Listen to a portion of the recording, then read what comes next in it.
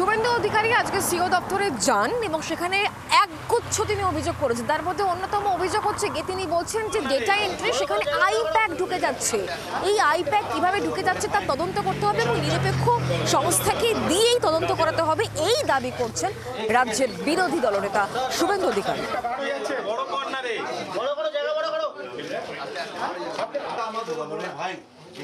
Section of বিডিওদের সাহায্যে বিএলওদের চাপ দিয়ে, আমরা বিএলওদের বিরুদ্ধে অভিযোগ করছি না, বিএলওদের চাপ দিয়ে তাদের কাছ থেকে ওটিপি নিয়ে আইপ্যাকের লোকেরা মৃত শিফটিং এবং বাংলাদেশি মুসলিম অবৈধ অনুপ্রবেশকারীদের নাম রেখে দিয়েছে।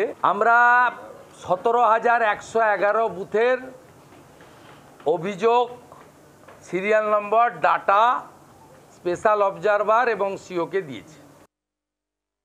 আইপ্যাকের এত সাহস হয় কি করে ডাটা এন্ট্রি সহ এর মধ্যে ঢুকেছে? এর আমরা ইন্ডিপেন্ডেন্ট এজেন্সি দিয়ে তদন্ত চাই। বাইরের রাজ্যের আইপিএস অফিসারকে আনুন, সিবিআই কে আনুন, জুডিশিয়ালকে রিকোয়েস্ট করুন, আপনি এটা টেক আপ করুন, কেন আইপ্যাক এন্ট্রিতে ঢুকবে।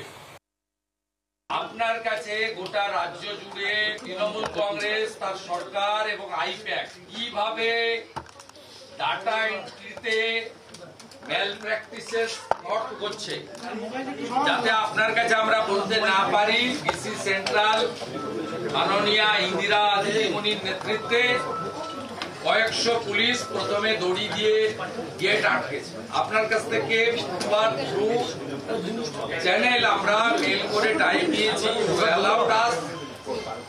at 12:30।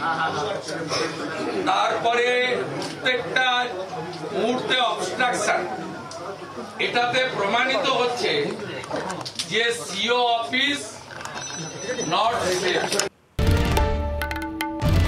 বাংলার আওয়াজ, বাঙালির আবেগ, জি 24 ঘন্টা।